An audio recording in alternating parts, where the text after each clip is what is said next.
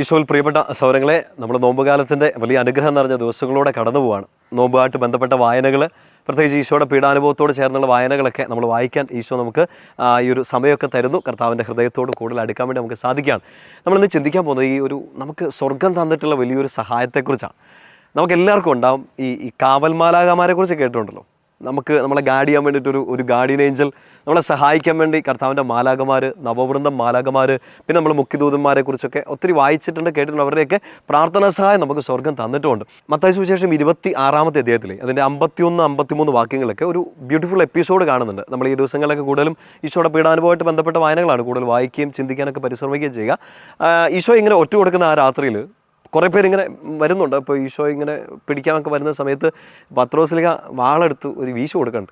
ഒരാളുടെ ചെവിയൊക്കെ ഛേദിക്കുന്നു. ഈശോ തിരുത്തുന്നു, വാളെടുക്കണ്ട, അതവിടെ വെക്ക്, വാളെടുക്കുന്നവൻ വാളാൽ എന്നൊക്കെ പറഞ്ഞ് ഈശോ തിരുത്തുന്നുണ്ട്.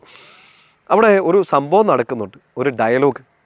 ഈശോ പത്രോസ്ലീഹയോട് ഇതെല്ലാം പറയുന്ന ഒരു കാര്യത്തിൻ്റെ ഇടയ്ക്ക് ഈശോ ഇങ്ങനെ പത്രോസ്ലീഹയോട് പറയും, നീ എന്നെ വിചാരിക്കുന്നേ ഈ വാളിൻ്റെ ആവശ്യമുണ്ടെന്നാണ് കരുതുന്നത്. ശരിക്കും ഞാൻ പിതാവിനോട് പറഞ്ഞാൽ എന്നെ സഹായിക്കാൻ ഈ 12 വ്യൂഹം മാലാകമാരെ പിതാവ് അയക്കത്തില്ലെന്നാണോ വിചാരിക്കുന്നതെന്ന്. ഭയങ്കര ബ്യൂട്ടിഫുള്ളായൊരു ഡയലോഗാണ് ഈശോയുടെ ഒരു എപ്പിക് ഡയലോഗുകളിലൊന്നാണ്. എനിക്ക് ഈ വാളിൻ്റെ ആവശ്യമില്ല, നിൻ്റെ ആവശ്യമില്ല. ശരിക്കും പറഞ്ഞാൽ ഞാൻ പിതാവിനോട് പറഞ്ഞാൽ എന്നെ സഹായിക്കാൻ 12 വ്യൂഹം മാലാകമാരെ എൻ്റെ പിതാവ് അയക്കും. പ്രിയപ്പെട്ട സൗരങ്ങളെ, ഈശോയുടെ കൂടെ ഈശോയുടെ ജീവിതത്തിൻ്റെ പല എപ്പിസോഡുകൾ നമ്മൾ കാണുന്നുണ്ട്. ഈ മാലാകമാരുടെ സാന്നിധ്യം ഈ പ്രലോഭനങ്ങളുടെ സമയത്ത്, മരുഭൂമിയിലെ പ്രലോഭനങ്ങളുടെ സമയത്ത് മാലാകമാരുടെ സാന്നിധ്യം കാണുന്നുണ്ട്. ഗത്സമൻ തോട്ടത്തിൽ ഈശോ ഇങ്ങനെ വിഷമിച്ച് നിൽക്കുന്ന സമയത്ത് ഈ ലൂക്കാ സുവിശേഷം കൃത്യമായിട്ട് അവതരിപ്പിച്ച് തരുന്നുണ്ട്. അവിടുത്തെ സഹായിക്കാൻ, ശക്തിപ്പെടുത്താൻ വേണ്ടി മാലാകമാരിൽ സ്വർഗത്തിൽ നിന്ന് വന്നു. ഇത് നമ്മുടെ ലൈഫിലുള്ള വലിയൊരു കാര്യമാണ്. നമുക്ക് വേണ്ടി ഫൈറ്റ് ചെയ്യാൻ, നമുക്ക് കൂടെ നിൽക്കാൻ, നമ്മളെ പ്രലോഭനങ്ങളിൽ നിന്ന് ചെറുത്ത് നമ്മളെ ശക്തിപ്പെടുത്താനൊക്കെ ഈശോ നമുക്ക് മാലാകമാരെ തന്നിട്ടുണ്ട്. മത്തായി സുവിശേഷം 18-ാമത്തെ അധ്യായത്തിൽ ഇങ്ങനെ ഈശോ പറയുന്നില്ലേ, ഒരാളെപ്പോലും നിന്ദിക്കാതിരിക്കാൻ ശ്രദ്ധിക്കണം. 10-11 വാക്യങ്ങളൊക്കെ ശ്രദ്ധിക്കുമ്പോൾ പിടികിട്ടും. ഒരാളെപ്പോലും നിന്ദിച്ച് പറയരുത്. കാരണം അവരുടെ മാലാകമാർ, അവരുടെ ദൂതന്മാർ പിതാവിൻ്റെ സന്നിധിയിൽ, ദൈവത്തിൻ്റെ സന്നിധിയിൽ എപ്പോഴും ദൈവത്തെ കണ്ടുകൊണ്ടിരിക്കുകയാണ്. എന്ന് വെച്ചാൽ എനിക്ക് വേണ്ടി ദൈവത്തിൻ്റെ സന്നിധിയിൽ നിൽക്കാൻ എനിക്കൊരു മാലാകയുണ്ടെന്ന്, എൻ്റെ കാര്യം ഈശോയോട് പറയാൻ, ഈശോ എന്നോട് പറയുന്ന കാര്യങ്ങൾ എന്നെ അറിയിക്കാൻ എനിക്കൊരു മാലാകയുണ്ട്. നമ്മൾ യോസേപ്പ് പിതാവിൻ്റെ ലൈഫിൽ, പിന്നെ മാതാവിൻ്റെ ലൈഫിൽ, പിന്നെ ഒരുപാട് വിശുദ്ധരുടെയും അപ്പസ്തോലന്മാരുടെയും പഴയ നിയമത്തിലെ പ്രവാചകന്മാരുടെ, പൂർവ്വപിതാക്കന്മാരുടെ ഒക്കെ ലൈഫിൽ നമ്മൾ കാണുന്നുണ്ട് ഈ മാലാകമാരുടെ സാന്നിധ്യം. നമുക്കുണ്ട്. ഓരോ ദിവസവും നമ്മളെ മുന്നോട്ട് നയിക്കാൻ, നമ്മളെ ശക്തിപ്പെടുത്താൻ വേണ്ടി മാലാകമാരുടെ സാന്നിധ്യം.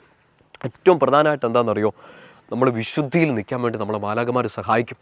പഴയ നിയമത്തിൽ ഉൽപ്പത്തി പുസ്തകം 3-ാമത്തെ അധ്യായത്തിൽ നമ്മളിങ്ങനെ കാണുന്നുണ്ട്, ഈ കെരൂബുകളെ കാവൽ നിർത്തുകയാണ്. ഏദൻ തോട്ടത്തിലേക്ക് ഇനി ഒന്നും പ്രവേശിക്കാതിരിക്കാൻ, തെറ്റായതൊന്നും പ്രവേശിക്കാതിരിക്കാൻ വേണ്ടിയിട്ട് 2 കെരൂബുകളെ കാവൽ നിർത്തുന്നുണ്ട്.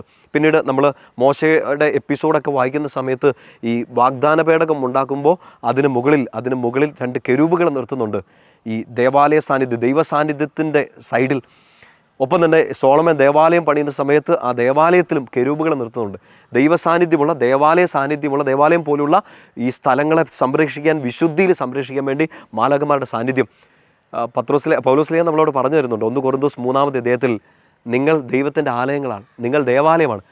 അങ്ങനെയെങ്കിൽ ഈ വാഗ്ദാന പേടകത്തിന് കാവൽ നിന്നപോലെ, ഏദൻ തോട്ടത്തിന് കാവൽ നിന്നപോലെ, ദേവാലയത്തിന് കാവൽ നിന്നതുപോലെ മാലാകമാർ ശരിക്കും നമുക്കും കാവൽ നൽകണം. കാരണം നമ്മൾ ദൈവത്തിൻ്റെ ആലയങ്ങളാണ്, പരിശുദ്ധാത്മാവിൻ്റെ വാസസ്ഥലമാണ്.